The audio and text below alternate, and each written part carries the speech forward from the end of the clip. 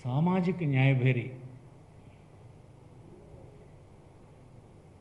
అనేటటువంటి ఒక బస్సు యాత్రను మా పార్టీ వైఎస్ఆర్సీపీ 26వ తేదీన శ్రీకాకుళం జిల్లాలో ప్రారంభించి 4 రోజులు సుమారుగా రాష్ట్రంలో ఎక్కువ భూభాగాన్ని కవర్ చేస్తూ అనంతపురం వరకు 28 వరకు సాగి ముగుస్తుంది. 28 ముగుస్తుంది, 29 అవుతుంది. అయితే ఈ యాత్ర ఎందుకు, అధికారంలో ఉండేటువంటి ఒక రాజకీయ పార్టీ ఎందుకు చేపట్టాల్సి వచ్చింది ఈ యాత్ర? ఇది రాష్ట్ర చరిత్రలో కానీ దేశ చరిత్రలో కానీ దేశంలో ఉండేటువంటి అనేక రాష్ట్రాలు 28 రాష్ట్రాలు తీసుకుంటే 28 రాష్ట్రాల్లో ఎన్నడూ స్వాతంత్రానంతరం జరగనటువంటి ఒక సామాజిక న్యాయం బ్యాక్వర్డ్ క్లాసెస్కు, షెడ్యూల్డ్ క్యాస్ట్, షెడ్యూల్డ్ ట్రైబ్, తదుపరి మైనారిటీస్కి. ఇక్కడ రాజ్యాధికారం అందించేటువంటి ఒక కొత్త పద్ధతి యుగయుగాలుగా ఈ సమాజంలో అధికారాన్ని, పాలనని ఎన్నడూ చూడనటువంటి ఈ వెనుకబడిన వర్గాలు, షెడ్యూల్ క్యాస్ట్, షెడ్యూల్ ట్రైబ్ వర్గాలు, మైనారిటీస్ వర్గాలు ఎంతో ఆవేదనతో ఉన్నటువంటి నేపథ్యంలో ఎప్పటికి మనకు రాజ్యాధికారం లభిస్తుంది, పాలకుల నుంచి పాలన చేసేవారిగా ఎప్పుడు మారుతాం మనం అనేటువంటి ఒక ఆవేదన పెద్ద ఎత్తున ఈ వర్గాల్లో, ఈ 4 వర్గాల్లో ఉన్న రోజున గడిచిన 3 సంవత్సరాల క్రితం ఈ రాష్ట్రంలో ఏర్పడినటువంటి వైఎస్ఆర్ కాంగ్రెస్ పార్టీ, శ్రీ జగన్మోహన్ రెడ్డి గారి నాయకత్వంలో ఏర్పడినటువంటి ప్రభుత్వం పెద్ద ఎత్తున ఈ రాజకీయ అధికారాన్ని, విద్యా అవకాశాల్ని, సామాజిక అవకాశాల్ని అన్ని రకాలుగా వీటిని ఉన్నతులుగా సమాజంలో చేయడానికి, యుగయుగాలుగా ఉండేటువంటి వారి ఆవేదనని తొలగించడానికి, వారి ఆత్మఘోషని నివారించడానికి కంకణం కట్టుకొని చేయడం జరిగింది. ఒక రాజకీయ పార్టీగా ఇన్ని దశాబ్దాలు స్వాతంత్రం వచ్చిన తర్వాత అనేక యుగాలుగా బ్రిటిష్ కాలం, అంతకుముందు మొఘలుల కాలం, ఇంకా పురాతనమైన కాలం ఎప్పుడు కూడా వ్యవసాయ కార్మికులుగాను, వృత్తి పనివారుగాను, బండ చాకరీ సమాజం కోసం చేస్తూ పాలన అనేది మాది కాదు, మనకు అందనటువంటి దూరంలో ఉంటుంది అనేటువంటి భావన ఈవెన్ స్వాతంత్రం వచ్చిన తర్వాత కూడా ఆవేదనతో ఉన్నటువంటి వర్గాలకి ఒక అధికారాన్ని బదలాయించేటువంటి ఒక ప్రక్రియ గొప్పగా ఈ రాష్ట్రంలో జరిగింది. అది 3 సంవత్సరాల ప్రజలు ఇచ్చినటువంటి అధికారంతో ముందే ఒక మాట చెప్పి ఆ మాట కట్టుబడి అమలు చేసేటువంటి విధానాన్ని రాష్ట్రం అంతా చెప్పాలని 3 సంవత్సరాల అనంతరం జరిగినటువంటి ఒక మంత్రివర్గం విస్తరణ, కథ కూర్పు లేదు, ప్రభుత్వం ఏర్పడిన వెంటనే వచ్చినటువంటి రాష్ట్ర ప్రభుత్వం. మీరు ఉదాహరణలతో అనేకసార్లు మీరు విన్నారు, రాశారు కూడా. ఈవేళ ఇంత తీవ్రంగా మేము ఎందుకు చెప్పాల్సి వస్తుంది? ఒకవైపు అధికారంలో ఉండేటువంటి వారు తనకు అధికారం ఇచ్చినటువంటి ప్రజలకు ఏం చెప్పామో, ఏం చేశామో అనేది చెప్పాల్సినటువంటి బాధ్యత కూడా అధికారం పుచ్చుకున్నటువంటి వరకు ఉంటుంది. ఒకటి అదైతే, ఇలాంటి వర్గాలని ఎన్నడూ కూడా గౌరవించకుండా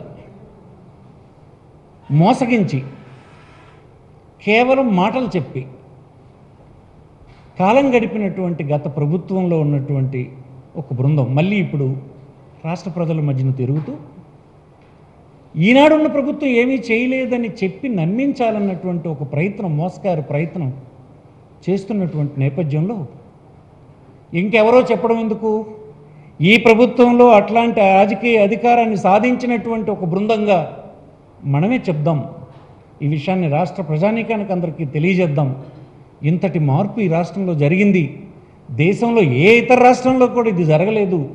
ఇది యుగయుగాలుగా ఈ వర్గాల తలుగా కోరిక, ఆశయం, ఆవేదన దీని వెనుకున్నాయి. ఇది సక్సెస్ అయ్యిందన్న విషయాన్ని చెప్దాం అన్నటువంటి ఉద్దేశంతోనే ఈనాడు ఈ యాత్ర ప్రారంభించడం జరిగింది. అయితే ఇది శ్రీకాకుళంలో ప్రారంభమై అనంతపురంలో ముగుస్తుంది. బస్సు యాత్ర సాగినప్పుడు అనేక ప్రాంతాల్లో వచ్చి వీరిని కలుస్తున్నటువంటి వారిని కలుస్తారు. కలిసేటప్పుడు వారికి చెప్పాల్సినటువంటి విషయాలు ఏమనంటే చెప్తుంటాం.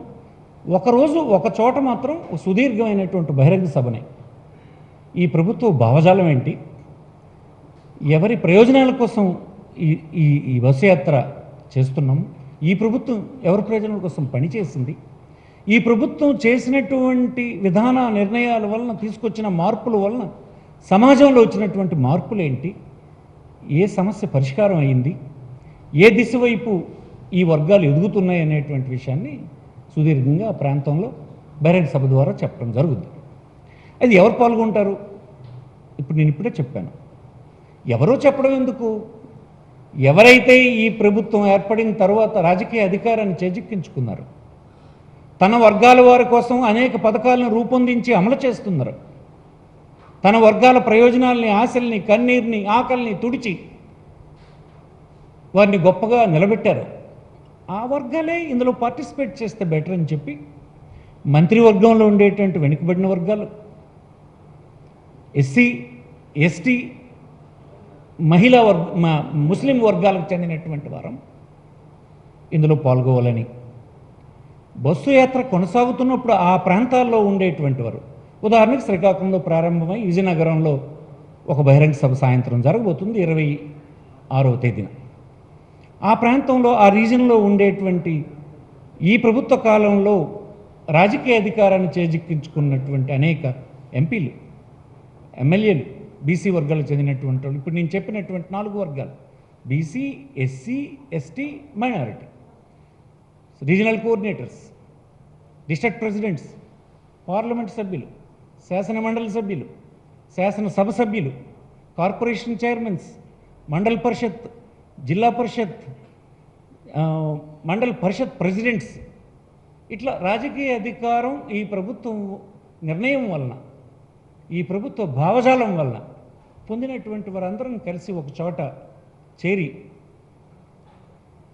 ఇది మిగతా రాష్ట్ర ప్రజానీకానికి తెలియజేద్దామన్నది ఈ లక్ష్యం. ఇలాంటి వర్గాలన్నీ ఆయా ప్రాంతాల్లో పాల్గొంటాయి. కానీ మంత్రివర్గంలో ఉండే సభ్యులు మాత్రం కంటిన్యూస్గా ఈ 4 సభల్లోనూ 4 రోజులు పాల్గొనడం జరుగుతుంది. ఆ ప్రాంతాలకు ఈ ప్రభుత్వం ఎన్నికల ముందు ఏం చెప్పింది, తర్వాత ఏం జరిగింది, 3 సంవత్సరాల నాడు ఎలా ట్రాన్స్ఫార్మ్ అయ్యింది అధికారం అనేటువంటి విషయాన్ని చెప్తాం. ఇందులో గొప్ప గొప్ప విషయాలన్నీ మీకున్నాయి. 77% వెనుకబడిన ఎస్సీ, ఎస్టీ, బీసీ వర్గాలకు మంత్రివర్గంలో చోటు. ఇది ఎప్పుడైనా మన రాష్ట్రంలో మనం విన్నామా? ఒక ప్రాంతంలో ఎక్కడో ఒక బీసీ వర్గానికి చెందిన మంత్రి వస్తే గొప్ప, వీళ్ళెవరు అర్హులు కారనేటువంటి భావన ఆనాడున్నటువంటి పాలకులకి. కానీ నేడు పరిస్థితి ఏంటి? 77% మంత్రివర్గ సభ్యులు ఎస్సీ, ఎస్టీ, బీసీ, మైనారిటీస్ వర్గాలకు చెందినటువంటి. ఇది దేశంలో ఇంకొక రాష్ట్రంలో ఎక్కడైనా మనం చూపించగలమా? ఇలాంటి దాన్ని అపహాస్యం చేయడానికి ఈ రాష్ట్రంలో ఉండేటువంటి ప్రతిపక్షం వీధి వీధి తిరిగి ఏవో అక్కచ్చ బుక్కచ్చ కబుర్లు చెప్పడం సమంజసమేనా? మళ్ళీ ఏం చేస్తారండి మీరు? ఈనాడు, నిన్న, అంతకుముందు 4 రాజ్యసభ సభ్యులు ఈనాడు బ్యాక్వర్డ్ క్లాసెస్ చెందినటువంటి వారు ఉన్నారు. మీరు ఒకరు తెలంగాణ బ్యాక్వర్డ్ క్లాస్ వారు ఇస్తే తెలంగాణ ప్రాంతం వాడు కనుక అతను పనికిరాడు. మీరు ఎక్కడ ఉంటున్నారు? మీరు ఎక్కడ నివాసం ఉంటున్నారు? ఏ రాష్ట్రం గురించి మీరు మాట్లాడుతున్నారు? మీరు హైదరాబాద్లో నివాసం ఉండొచ్చు, హైదరాబాద్లో మీరు కాలక్షేపం చేయొచ్చు, మీరు అన్నీ అక్కడ చేయొచ్చు. దేశవ్యాప్తంగా బ్యాక్వర్డ్ క్లాసెస్ కోసం ఫైట్ చేస్తూ గొంతు వినిపించినటువంటి ఒక యువకుడికి తెలంగాణ ప్రాంతం వాడు అయినంత మాత్రాన అతను డిస్క్వాలిఫై చేసామంటారా? అది పెద్ద అర్హత కాదని అంటారా? ఎక్కడ ఉన్నాడన్నది కాదు, ఆ వర్గాల తాలూకు ఘోషను వినిపించగలిసినటువంటి వాడు ఒకడు దొరికితే వాడిని ఉపయోగించుకొని ఆ ప్లాట్ఫామ్ మీద మాట్లాడించడానికి చేసిన ప్రయత్నం ఎందుకు మీరు హర్షించలేకపోతున్నారు? ఇదొక విషయం పక్కన పెట్టండి. ఇలాగే మీరు చూస్తే ఒక హోమ్ మినిస్టర్, షెడ్యూల్ క్యాస్ట్కి చెందినటువంటి ఉమెన్ లాస్ట్ టైం సుచరిత 3 సంవత్సరాలు హోమ్ మినిస్టర్గా కొనసాగారు. ఇవన్నీ పూర్వం ఎలా ఉండేవి? ఇలాంటి పదవులంటే అసలు వీళ్ళెవరూ ఇలాంటి వాటికి అర్హత లేదు అనేటువంటి భావన ఉండేది ఈ సమాజంలో. నేడు ఇంకొక ఉమెన్, ఇప్పుడు వనిత అనే అమ్మాయి ఇవాళ క్యాబినెట్లో హోంమంత్రిగా ఉన్నారు. ఆమె ఏ వర్గానికి చెందింది? టోటల్గా ఇక్కడ ఈ సమాజంలో ఈ వర్గాలకు అధికారం ఇవ్వడం జరిగింది. ఇక రాజకీయంగా, ఆర్థికంగా, సామాజికంగా అందించినటువంటి కార్యక్రమాలు మీరు చూశారు. డైరెక్ట్ ట్రాన్స్ఫర్ ద్వారా ఇస్తున్నటువంటి నిధులు సుమారుగా 80%, అంటే కేవలం బ్యాంక్ అకౌంట్ ద్వారా మధ్యవర్తి లేకుండా బెనిఫిట్ని అందించే 1,20,000 కోట్ల రూపాయల్లో 80% ఇప్పుడు నేను చెప్పినటువంటి వర్గాలు ఎస్సీ, ఎస్టీ, బీసీ, మైనారిటీ వర్గాలకు నేరుగా ట్రాన్స్ఫర్ అవుతూ అకౌంట్లోకి వెళ్తుంది. సో ప్రధాన ప్రతిపక్ష నాయకులు విజిట్ చేశారు చాలా ప్రాంతాలు. అక్కడ ఏవేవో విషయాలు నేను చెప్పారు. ప్రతిపక్షం చెప్పాలి, తప్పేం లేదు, ప్రజాస్వామ్యంలో అతని అభిప్రాయాలను చెప్పొచ్చు. కానీ అతను చెప్పిన మాటల్లో ఎక్కడైనా ఈ 1,20,000 కోట్ల రూపాయలు 80% మంది పేదవాళ్లకు ట్రాన్స్ఫర్ చేసినప్పుడు ఒక అవినీతి జరిగిందని ఒక ఆరోపణ, కనీసం ఆరోపణ చేయగలిసిన రుజువు చేయడం కాదు నేను అనేది. నో, ఇక్కడ ఈ ఇండివిజువల్ ఫ్యామిలీ ఈ ప్రయోజనం పొందడానికి ఈ ప్రభుత్వంలో, ఈ పార్టీలో, ఈ బ్రోకర్లకు ఇలాగా డబ్బిచ్చి తీసుకున్నారు అనేటువంటి మాట కనీసం చెప్పలేకపోయినాడు. ఇది ఒక చేంజ్ కాదా సమాజంలో? నాడు కేవలం ఒక పెన్షన్ పొందడానికి మీరు పెట్టినటువంటి కేవలం 4 బ్రోకర్లు ఊర్లో హింసించినట్టు, వేధించినటువంటి, దోపిడీ చేసినటువంటి, లంచాల మయం చేసినటువంటి పద్ధతిని మీకు జ్ఞాపకం లేదా? మార్పు అంటే ఏంటి? మార్పు పాలనలో మార్పులు అంటే ఇవన్నీ మీరు గమనించలేకపోతే మార్పు. ఈ వర్గాలకు అధికారం ఇవ్వడం నీకు ఇష్టం లేదు అని అంటే అది నీ భావజాలం అయి ఉండొచ్చు. ఇది యుగయుగాల కోరిక, ఒకరోజుది కాదు. వారు బీదవాళ్ళు గనక, వాళ్ళు నిస్సహాయులు గనక, వారికి ఇలాంటి ఆవేదనలు మనసులో పెట్టుకుని కుంగిపోతున్నటువంటి వారికి ఒక ఆసరా దొరికింది, అమలు చేసే ఒక నాయకుడు దొరికాడు, అన్నిటిని ఎదిరించి ధైర్యంగా నిలబడేటువంటి ఒక ప్రభుత్వం ఈనాడు వైఎస్ఆర్ ప్రభుత్వం దొరికింది. ఇది కాక ఇతనగాక ఇంకెవరు చేయగలరని అడుగుతున్నాను. ఇంకా అనేక సమస్యలు ఈ రాష్ట్రంలో ఉండొచ్చు, అనేక సమస్యలకు ఇంకా మనం పరిష్కారం చూడాల్సినటువంటి అవసరం ఉండొచ్చు. కానీ ఇది గొప్ప మార్పు కదా. ఇది కూడా మరి మీరు హర్షించలేకపోతే దేన్ని మీరు హర్షిస్తారు? దేన్ని మీరు హర్షిస్తారు చెప్పండి. కొంతమంది అంటారు ముఖ్యమంత్రి గారు మీరు బ్యాక్వర్డ్ క్లాస్కి ఇచ్చేస్తారండి. మీరు ఇచ్చేసారా? ఎప్పుడైనా ఇచ్చారా? మీరు ఇవ్వలేదు సార్. ఒక రాజ్యసభ మెంబర్ ఎప్పుడు ఇచ్చే దిక్కు లేదు, ఒక బ్యాక్వర్డ్ క్లాస్కి రాజ్యసభ మెంబర్ ఇచ్చే దిక్కు లేదు. ఈవేళ 4 ఉంటే 2 బ్యాక్వర్డ్ క్లాస్. ఇప్పుడు కాదు, అంతకుముందు 2, ఇప్పుడు 2. ఎలాంటి చేంజ్ ఇది? ఈ ఆవేదన ఉన్నటువంటి వర్గాలకి తెలుస్తుంది, మీకు తెలియకపోవచ్చు. అనేక దశాబ్దాలుగా అధికారాన్ని అనుభవించినటువంటి మీలాంటి వాళ్ళకి ఇది అర్థం కాకపోవచ్చు. కానీ ఆవేదన ఉన్నటువంటి వర్గాలకు ఇది అర్థమవుతుందని మీకు మనవి చేస్తుంది. రాష్ట్రంలో అనేకమైనటువంటి ఇతర సమస్యలు ఉన్నమాట వాస్తవమే. ఇది ఈ రాష్ట్రంలో దేశం అంతా ఉంది. దేశం అంతా కరోనా వచ్చింది, ఫైనాన్షియల్ క్రైసిస్ వచ్చింది, అన్ని రాష్ట్రాలు అప్పులు చేస్తున్నాయి, ప్రజల డిమాండ్కు సరిపడేటువంటి నిధులు ఏ ప్రభుత్వానికి సమకూరడం లేదు. కేంద్ర ప్రభుత్వానికి ఉన్నాయి, రాష్ట్ర ప్రభుత్వానికి ఉన్నాయి. కేంద్ర ప్రభుత్వం రాష్ట్ర ప్రభుత్వాలకి ఇచ్చినటువంటి హామీలు నిలబెట్టుకోవడం కూడా జరగడం లేదు. ఇవన్నీ అందరికీ సంబంధించినవి. ధరలు పెరిగాయి, మీరు ధరలు పెరిగాయి ఏంటి ఒరిస్సాలో తక్కువ ఉన్నాయా?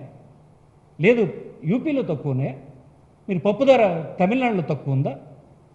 ఎక్కడని చెప్పండి. ఏ ప్రభుత్వంలో పప్పు ధర నూనె ధర తక్కువ ఉన్నాయేమో చెప్పండి. అన్నీ ఒకేలాగే ఉన్నాయి దేశంలో ఉన్నటువంటి. బీజేపీ పాలిత రాష్ట్రాలు అట్లా ఉన్నాయి, ఇతర ప్రాంతీయ పార్టీల రాష్ట్రాలు అట్లా ఉన్నాయి.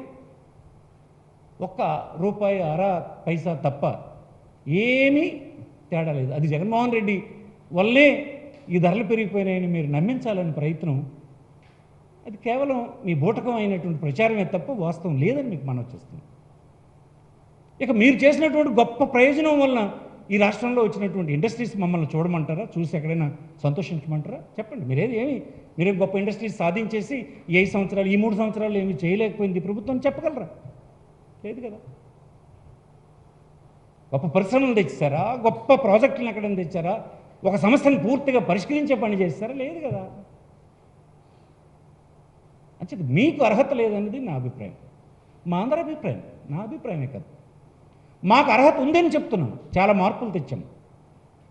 ప్రతి చిన్న విషయానికి పైసా లంచాలు చెల్లించుకొని దేబరించి దీనంగా తలెత్తుకోలేని పరిస్థితుల్లో నాకు అధికారం లేదే, నాకు కులం లేదే, నాకు రాజకీయ బలం లేదే, ఖండ బలం లేదే అని ఆవేదన చెందుతున్న వర్గాలు ఇవాళ ఎవరైనా ఉన్నారా?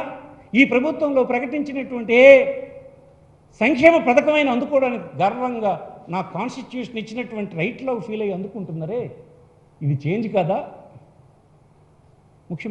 మాజీ ముఖ్యమంత్రి గారు జవాబు చెప్పాలి దీనికి. ఇది చేంజ్ అని మీకు అనిపించదా? ఇలాంటి వర్గాలకు అందజేస్తున్నటువంటి సంక్షేమ పథకాలు 1,20,000 కోట్లు ఖర్చు పెడితే ₹1 కూడా కరప్షన్ జరగలేదని వచ్చినటువంటి గొప్ప పేరు, ఇది చేంజ్ కదా? మీరు చేయలేకపోయినారు ఇది. దయచేసి ఊరకనే మాట్లాడడం వల్ల ప్రయోజనం లేదు. మీ వెనక మీరు సాధించినటువంటి కార్యక్రమాలు ఏంటో మీరు చూసుకోండి. ఫెయిల్యూర్ గవర్నమెంట్ని 5 years మీరు నడిపారు. ఏ ఒక్క రంగాన్ని సక్సెస్ఫుల్గా మీరు చేశారన్నది మీకు రికార్డు లేదు. ఈ ప్రభుత్వానికి ఉంది. అనేక సామాజిక మార్పుల్ని, యుగాలుగా ఉండేటువంటి ఆవేదనని తొలగించేటువంటి ప్రయత్నం జరిగింది. ఇది మీరు అంగీకరించక తప్పదు. ఈ యాత్ర ఇలాగే సాగుతుంది.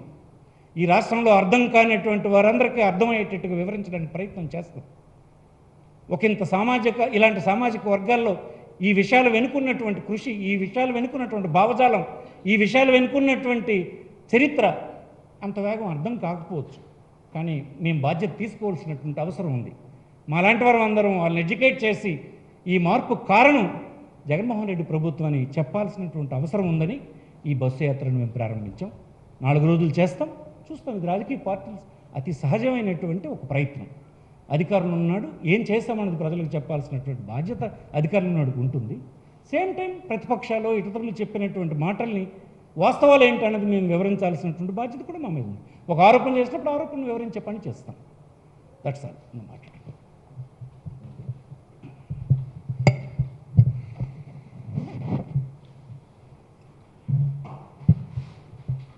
26వ తేదీ నుంచి రాష్ట్రంలో ఒక బేరీని మోగించబోతున్నాం. ఇప్పుడే మా ప్రసాద్ గారు చెప్పినట్టు వైఎస్ఆర్సీ పార్టీ సామాజిక బేరీ రాష్ట్రం నలుమూలల. దేనికోసమంటే ఆర్థికంగా, విద్యాపరంగా, రాజకీయ సాధకత పరంగా, సామాజిక హోదా పరంగా ఇవాళ ఈ రాష్ట్రంలో వైఎస్ఆర్సీ పార్టీ బడుగు బలహీన వర్గాలకి,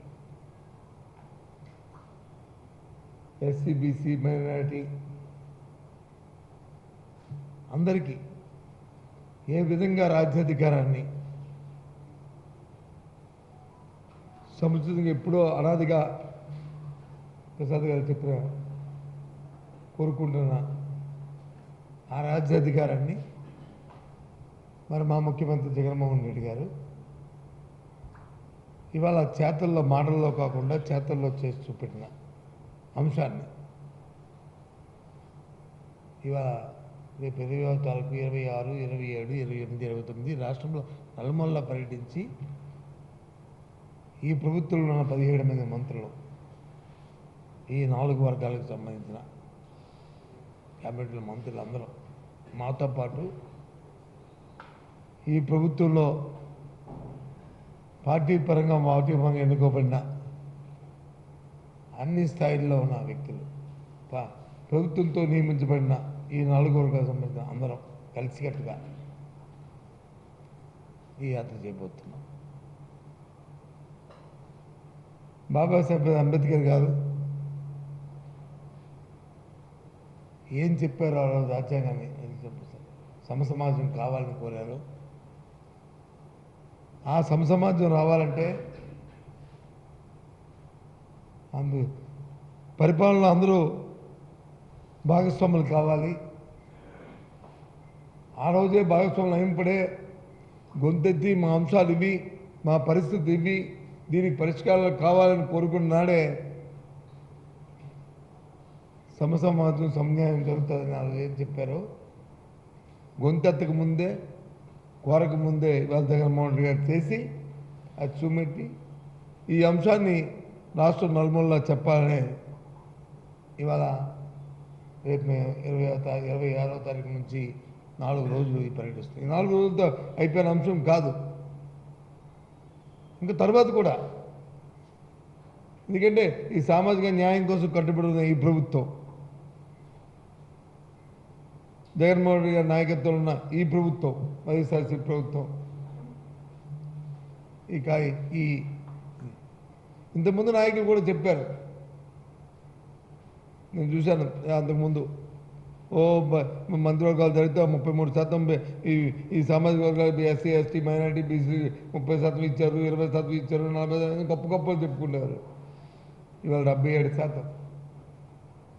ఇది ఎప్పుడు ఊహించలేని అంశం. ఇదేదో ఎన్నికలు అయిన తర్వాత ఏదో చెప్తున్న ఓటు బ్యాంకు రాజకీయాలని, ఎన్నికల కోసమని మళ్ళీ ఆలోచన చేస్తున్న అంశం కాదు. ఎన్నికలకు ముందే ఏదైతే ఏలూరులో బలహీన వర్గాల డిక్లరేషన్ ఏదైతే ఆ రోజు జరిగిందో, ఆ రోజు చెప్పారో ఆ రోజే ప్రకటించారు.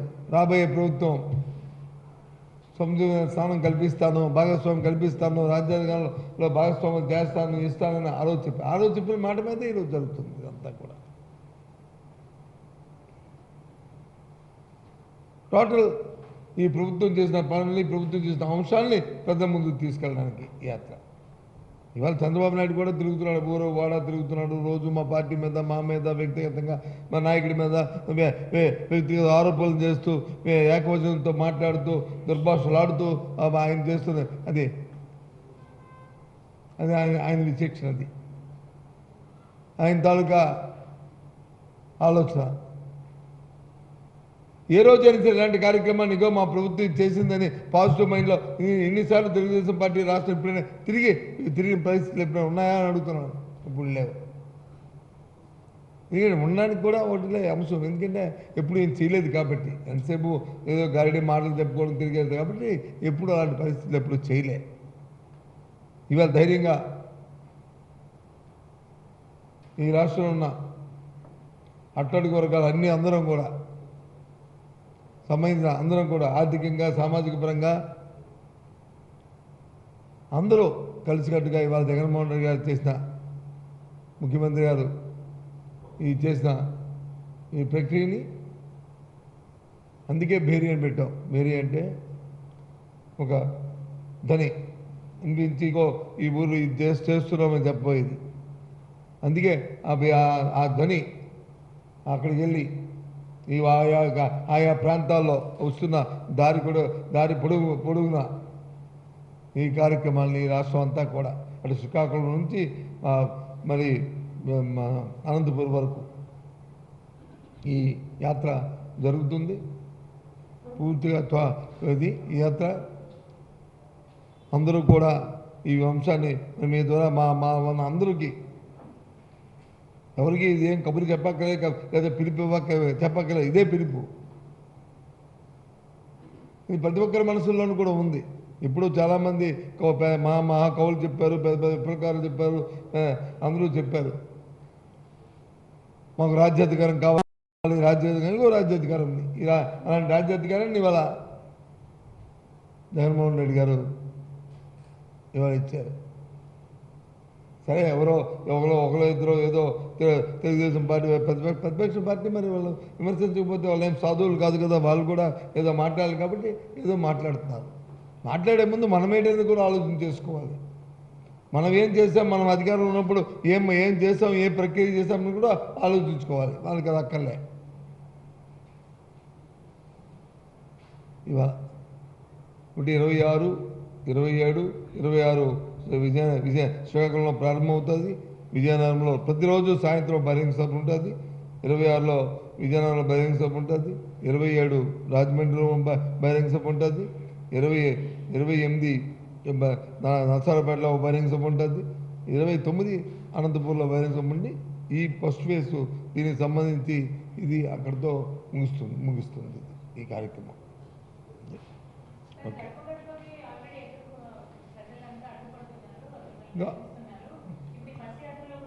అడ్డుపడుతున్నారా? ఎవరున్నారు అడ్డుపడుతున్నారు? ఎవరున్నారు యనమల రామకృష్ణ అంటే సరే, యనమల రామకృష్ణుడు అంటున్నాడు అంటే అడ్డుపడతాడని ఎవరు? ఆయన మాట అనిస్తే అయిపోతుందా? నేను వారం రోజులు తిరుగుతున్నాను, ఎక్కడ అడ్డుకోలేదు? అడ్డుపడమని ఆయన కోరిక, అది దాని మనసు ఆయన ఆకాంక్ష. What is that correct? ఆకాంక్ష. అలాగే రేపు అడ్డుకోండి ఆయన అనుకుంటున్నాడు. ఈ మాటలు అంటే నవ్విపోతారు, ఇంకా అయిపోతుంది. ఎందుకంటే ఒక బలహీన వర్గం వాడు, ఆయన కూడా ఒక బలహీన వర్గం వాడు. సరే, ఏ పార్టీలో ఉన్నప్పుడు కూడా ఆయన ఉన్న పార్టీలో ఆయన ఉన్నప్పుడు ఈ సామాజిక న్యాయం కావాలని ఎందుకు ప్రయత్నం చేయలేదు? ఎందుకు జరగలేదు? ఎందుకు ఆ నాయకుని అడగలేకపోతున్నాడు? ఏమయ్యా నువ్వేం చేస్తావు, ఎలగబెట్టావని చెప్పి ఎందుకు చంద్రబాబుని అడగలేదు? ఆయనకు ఒక్కడికి ఓ పదవి ఇస్తే అందరికీ, మొత్తం దేశం అందరికీ ఇచ్చినట్ట కాదు కదా.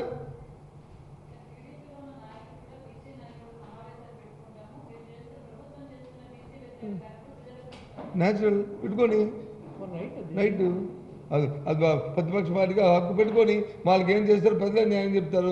ఆ పార్టీ ఏం చేసింది బీసీలకి, ఆ పార్టీ అందుకే అంటున్నాను. ఏదో ఒక స్కీమ్ పెట్టి ఒక మొక్కిచ్చి ఒక ఇస్త్రీ పెట్టించి లేదా ఒక మగ్గం ఇచ్చి మేము వచ్చి ఆ వర్గాలకు అన్నీ చేసామంటే కాదు. ఆ వర్గాల తాలూకా మనసులో ఉన్న ఆకాంక్షలు ఏదైతే బయటికి వ్యక్తపరిచే అవకాశాన్ని ఇస్తూ వారి కార్యక్రమాన్ని, వారికి కావాల్సిన అవసరాన్ని ప్రభుత్వ పరంగా వాళ్ళు తీర్చుకునే పరిస్థితిని కల్పిస్తూ చేసిన నాడే ఆ వర్గాలకు ఒక సంతృప్తి. అంతేగాని ఓ మొగ్గిచ్చి ఎక్కమంటే దాంతో అందరూ అయిపోతారంటే అవుతుంది కాదు కదా. ఇవాళ వైఎస్ఆర్ చెప్పని జగన్మోహన్ రెడ్డి ఆ పని చేస్తున్నారు. ఇవాళ వేణు ఉన్నా, ప్రసాద్ ఉన్నా, నేనున్నా, లేకపోతే మా మందిరాలు ఉన్నా, ఎవరున్నా, మా నాగార్జున ఉన్నా, ఇంకెవరున్నా సరే మేము మా వర్గాల కోసం పోరాడడానికి మాకు ఈ కార్యక్రమాలు చేస్తుంది ఇది. అందుకని మాకు మోకిచ్చో లేకపోతే మా ఇది ఇచ్చో అంటే కాదు కదా. అది ఓట్ల బ్యాంకు రాజకీయ పార్టీయే రాజకీయాల కోసం చేస్తుంది. రాజకీయ పార్టీ వచ్చి ముళ్ళు అయితే తపస్సు చేసుకుంటారు వెళ్ళి ఎక్కడో దగ్గర. చంద్రబాబు ఎందుకు తిరుగుతున్నాడు రోజును? దేనికి తిరుగుతున్నాడు? ఎందుకు మన కుప్పం వెళ్ళి 3 రోజులు కూర్చోండి, నేను మళ్ళీ 2 నెలలకు వస్తాను ఎందుకు చెప్పాడు? దేనికోసం చెప్పాడు చెప్పండి?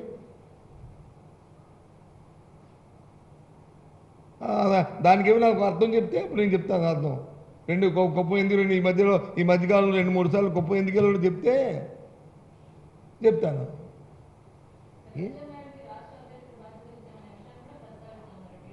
ఏంది మేబీ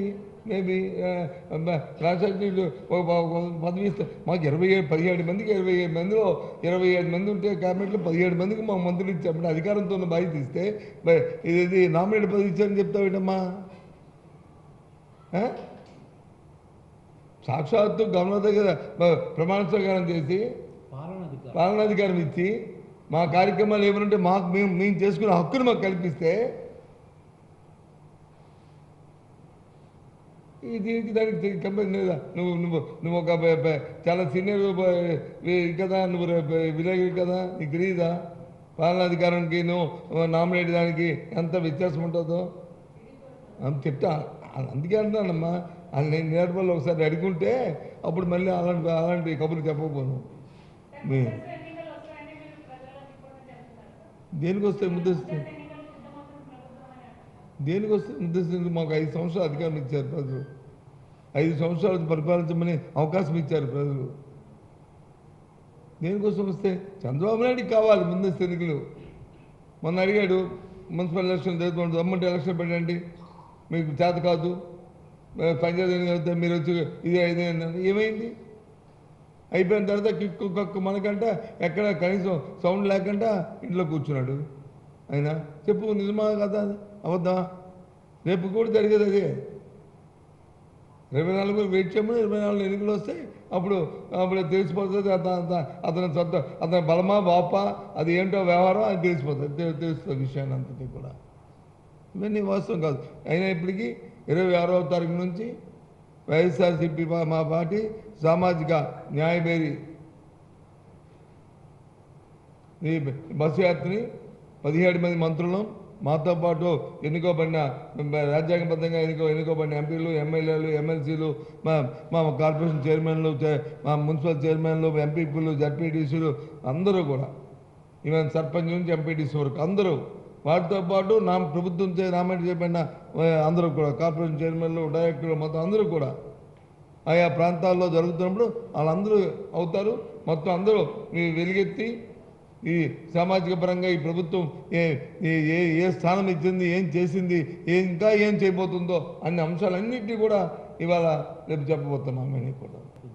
అదే రాజపక్ష చంద్రబాబు నాయుడు తిరగబడి ఏ విధంగా ఆయనకు వచ్చి చూపెట్టారు, చుక్కలు చూపెట్టారో చూసే కదా మనం.